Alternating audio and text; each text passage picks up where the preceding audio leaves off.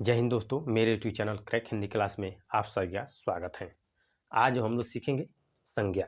ठीक है, तो आइए देखेंगे संज्ञा। संज्ञा के पढ़ेंगे कि संज्ञा के भेद कितने होते हैं, संज्ञा से कैसे कैसे क्वेश्चन बनते हैं और उसे ट्रिक के द्वारा याद भी करेंगे। तो आइए सीखते हैं। संज्ञा संज्ञा की परिभाषा क्या होता है? किसी व्यक्ति, वस्तु, स्थान, भाव आदि के नामों को संज्ञा कहते हैं। ठीक है, जैसे में राम, बिहार, गाय, सेना, गंगा। ठीक है, तो आइए देखते हैं संज्ञा के भेद। देखिए संज्ञा के भेद पूछे तो तीन प्रकार से संज्ञा के भेद बताए गए हैं। तीन प्रकार से संज्ञा के भेद बताए गए हैं। अगर गणना के आधार पर पूछे, व्युत्पत्ति के आधार पर पूछे कि अर्थ के आधार पर पूछे। ठीक है, तो देखिए अगर गणना के आधार पर पूछेगा तो दो बताएंगे, एक गणनी एक अगणनी। और अगर व्युत्पत्ति के आधार पर पूछेगा तो तीन बताएंगे। कौन कौन सा? एक रूढ़ और एक यौगिक और एक योग रूढ़ बताएंगे। ठीक है, तो हम लोग पढ़ेंगे अर्थ के आधार पे, यानी कि हम लोग पढ़ेंगे अर्थ के आधार पे संज्ञा के भेद कितने होते हैं। और यहीं से क्वेश्चन बनता है, यानी कि एग्जाम में अर्थ के आधार पे ही संज्ञा के भेद पूछता है और यहीं से क्वेश्चन बनता है। ठीक है, तो आइए सीखते हैं। ऐसे भी देखिए अर्थ के आधार पर पूछे कि संज्ञा के भेद कितने होते हैं, तभी भी हम लोग 5 बताएंगे। या ऐसे भी पूछ ले कि संज्ञा के भेद कितने होते हैं, तो हम लोग 5 ही बताएंगे। इस बात का ध्यान दीजिएगा। ठीक है, तो आइए सीखते हैं, देखते हैं संज्ञा के भेद। अर्थ के आधार पर संज्ञा के 5 भेद होते हैं। ठीक है, तो अर्थ के आधार पर संज्ञा के भेद पूछेगा तो हम लोग 5 बताएंगे। ठीक है, आइए देखते हैं कौन कौन से होते हैं और यहाँ से क्वेश्चन बनता है। पहला है हम लोग का व्यक्तिवाचक संज्ञा, यानी कि व्यक्तिवाचक संज्ञा किसे कहते हैं, तो देखते हैं। किसी व्यक्ति, वस्तु या स्थान का बोध कराती है, यानी क्या करती हैं? किसी व्यक्ति, वस्तु या स्थान का बोध कराती हैं, तो उसे हम लोग क्या कहते हैं? व्यक्तिवाचक संज्ञा कहते हैं। जैसे में देखते हैं तुलसीदास, सीता, गंगा, श्रीनगर, हिमालय, नेपाल। क्या है ये? व्यक्तिवाचक संज्ञा के उदाहरण है। देखते हैं आगे 2 नंबर, जातिवाचक संज्ञा, यानी कि जातिवाचक संज्ञा किसे कहते हैं, तो परिभाषा में लोग क्या है?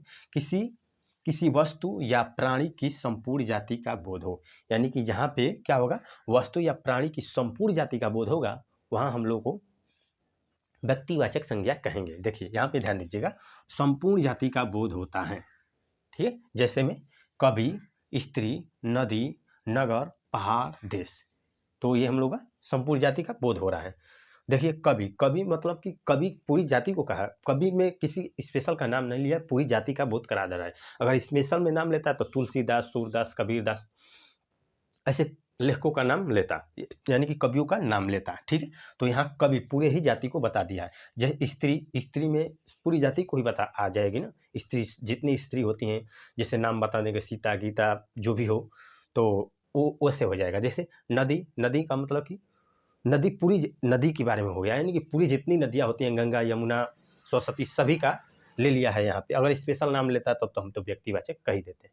ठीक है, तो आइए सीखते हैं। देखिए क्वेश्चन यहाँ से बनता है, व्यक्तिवाचक जातिवाचक संज्ञा, यानी कि हम लोग पहचान लें कि व्यक्तिवाचक जातिवाचक में क्या अंतर है और अपना क्वेश्चन बना लेंगे। देखिए व्यक्तिवाचक संज्ञा, देखिए तुलसीदास, अगर तुलसीदास पूछता है सिर्फ, तो व्यक्तिवाचक संज्ञा बताएंगे। अगर तुलसीदास एक कवि थे, क्या थे? कवि थे, तो यहाँ कवि, अगर कवि सिर्फ पूछा है कि कवि कौन सी संज्ञा है, तो जातिवाचक संज्ञा हो जाएगी। अगर यहीं पे देखिए सीता पूछ रहा है स्पेशल नाम दर के कि सीता, तो सीता क्या हो जाएगी? व्यक्तिवाचक संज्ञा हो जाएगी। अगर स्त्री सिर्फ कह देता है तो ये जाति है, पूरी जाति का बोध करा रही है स्त्री, तो यहाँ स्त्री क्या हो जाएगी? जातिवाचक संज्ञा हो जाएगी। इसी तरह गंगा क्या है हम लोग की? गंगा एक व्यक्तिवाचक संज्ञा हो जाएगी, यानी कि जिसका भी नाम ले लिया स्पेशल में, कोई भी नदी है उसका स्पेशल नाम ले लिया, गंगा, यमुना, सरस्वती, तो हम लोग क्या मार लेंगे? व्यक्तिवाचक संज्ञा। इस तरफ नदी कह दिया, यानी कि सारी नदियों के बारे में कह दिया है, तो यहाँ हम लोग पूरी नदी की जाति का बोध करा रहा है, तो यहाँ हम लोग जातिवाचक संज्ञा हो जाएगा। उम्मीद करता हूँ समझ लिए होंगे, और यहाँ से क्वेश्चन बनेगा तो अपना क्वेश्चन बना भी लेंगे। ठीक है, आइए आगे देखते हैं हम लोग समूहवाचक। देखिए 3 नंबर क्या है? समूहवाचक संज्ञा, और सबसे आसान होता है इसे पहचानना, समूहवाचक संज्ञा को। समूह यानी कि पहले ही समूह बता रहा है, यानी कि समूहवाचक संज्ञा, तो जहाँ भी समूह दिखेगा वहाँ हम लोग समूहवाचक संज्ञा बता देंगे। जैसे देखिए हम लोग इसका परिभाषा देख लें, जो शब्द किसी समूह की तरफ इशारा करे, यानी कि जहाँ भी इस समूह की तरफ इशारा कर रहा है तो हम लोग समूहवाचक संज्ञा बता देंगे। जैसे में सभा, भीड़, टीम, दल, परिवार, सेना, क्या है ये समूहवाचक संज्ञा के उदाहरण हैं जो बार बार पूछे जाते हैं। देखिए सभा, सभा एक आदमी से थोड़ा होती है, बहुत ज़्यादा होंगे, यानी कि भीड़ होगा, समूह होगा, तो हम लोग इसे समूहवाचक बताएंगे। भीड़, भीड़ तो ज़्यादा लोग, एक आदमी से भीड़ थोड़ा होता है, बहुत लोग रहेंगे तब तो भीड़ होगा। वैसे टीम, टीम में भी बहुत लोग रहेंगे, यानी कि जहाँ ज़्यादा लोग दिखेंगे तो वहाँ क्या हम लोग समूहवाचक संज्ञा हो जाएगी। उम्मीद करता हूँ समझ लिए होंगे और पहचान भी लेंगे।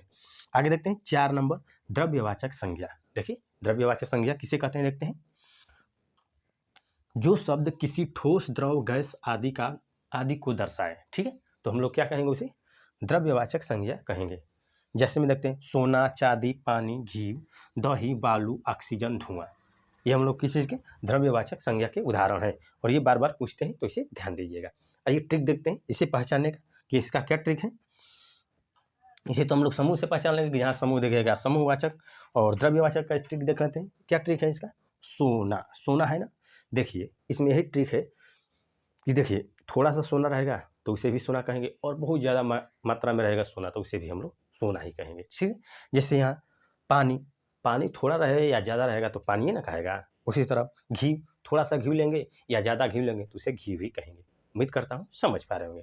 और देखिए मान लेते हैं पेड़ है, तो पेड़ है तो उसमें का एक हम लोग टहनी तोड़ लिए, जब लिए हैं तो उसको हम पेड़ नहीं ना कह सकते हैं, उसे तो हम लोग टहनी ही कहेंगे। जैसे एक पत्ता तोड़ के लिए पत्ता ले लिए तो हम पत्ता को हम लोग कहेंगे कि पेड़ है, पत्ता ही ना कहेंगे, ठीक है। उम्मीद करता हूँ समझ पा रहे होंगे। यानी कि द्रव्यवाचक संज्ञा को पहचान लिए होंगे। आइए आगे देखते हैं 5 नंबर, और हम लोग का लास्ट है भाववाचक संज्ञा। 5 नंबर और लास्ट भी है, और सबसे ज़्यादा क्वेश्चन पूछता है संज्ञा से तो भाववाचक संज्ञा से ही पूछता है, ध्यान दीजिएगा, मोस्ट है। देखिए इसकी परिभाषा देखते हैं क्या है। किसी भाव, गुण, दशा आदि का ज्ञान कराने वाले शब्द को भाववाचक संज्ञा कहते हैं। जैसे में उदाहरण क्या है, सुंदरता, मिठास, अपनत्व, बचपन और बुढ़ापा, ये इसके उदाहरण है और ये बार बार पूछे जाते हैं एग्जाम में, तो ध्यान दीजिएगा। देखिए अब इसके भाववाचक संज्ञा पहचानने का ट्रिक हम लोग का क्या है, तो क्या है, उसमें प्रत्यय लगा हुआ होगा, यानी कि प्रत्यय लगा हुआ होगा तो हम लोग जान जाएंगे कि ओ ये तो भाववाचक संज्ञा है। देखिए कैसे, सुंदर, सुंदर एक विशेषण होता है कि वो व्यक्ति ऐसा है वैसा है, यानी कि सुंदर, सुंदर क्या है, विशेषण है, और उसमें ता प्रत्यय लग गया है, यानी कि ता प्रत्यय इसमें लगा हुआ है। क्या लगा हुआ है, ता प्रत्यय लगा हुआ है, तब ये भाव को बता रहा है कि यानी कि ये भाववाचक संज्ञा हो चाहिए। इसी तरह मिठास, मिठास, तो मिठास क्या है, भाववाचक संज्ञा। देखिए मिठाई, मिठाई होगी तो मिठाई तो अनेक तरह की मिठाइयाँ हैं, मिठाई अब तो वो जाति न हो गई, जातिवाचक संज्ञा न हो जाएगी।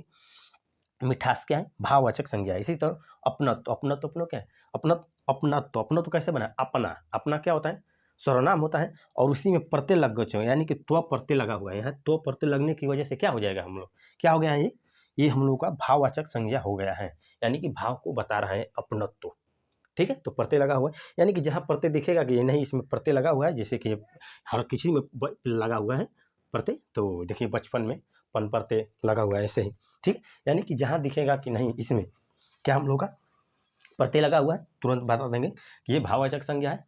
और एक और ट्रिक होता है, देखिए सुंदरता, सुंदरता को हम लोग टच नहीं कर सकते हैं, ठीक, यानी कि जहाँ हम लोग जिसे छू नहीं सकते हैं तो वहाँ समझ लीजिए कि वहाँ भाववाचक संज्ञा है। देखिए मिठास को हम लोग छू पाएंगे हैं, नहीं ना, इसी हम महसूस करेंगे, भाव यानी कि महसूस करना है, सुंदरता, मिठास, अपनत्व, इसे हम लोग टच नहीं कर पाएंगे, ठीक है। यानी कि उसको अब अगर टच नहीं कर पा रहे हैं तो हम लोग क्या भाववाचक संज्ञा है, ठीक है। तो ये पहचानने के ट्रिक होंगे, यानी कि प्रत्यय लगा होगा और उसे हम लोग टच नहीं कर पाएंगे, ये हम लोग का ट्रिक है। तो उम्मीद करता हूँ भाववाचक संज्ञा पहचान भी लेंगे, ठीक है। देखिए अब संज्ञा के भेद 5 है और पांचों को याद करने का ट्रिक देखते हैं, क्या है हम लोग का ट्रिक है, ताकि एग्जाम में ऐसे पूछ ले कि कौन भाववाचक संज्ञा नहीं, कौन सी संज्ञा नहीं है, तो पांचों का याद नाम रहेगा तो तुरंत पहचान लेंगे। आइए ट्रिक देखते हैं पांचों का।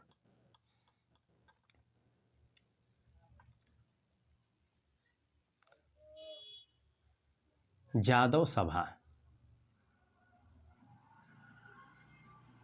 देखिए यादव सभा हम लोग का अगर नाम याद रहता है तो हम लोग तुरंत पकड़ लेंगे। देखिए ज से क्या हो जाएगा, जातिवाचक संज्ञा। देखिए द से क्या हो जाएगा, द्रव्यवाचक संज्ञा, द्रव्यवाचक संज्ञा। व से क्या आएंगे, व्यक्तिवाचक संज्ञा। स से समूहवाचक संज्ञा। देखिए, स से समूहवाचक संज्ञा, भ से भाववाचक संज्ञा।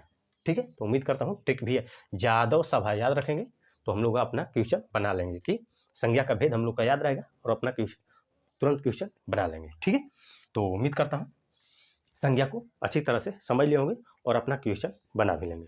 ठीक है, जय हिंद।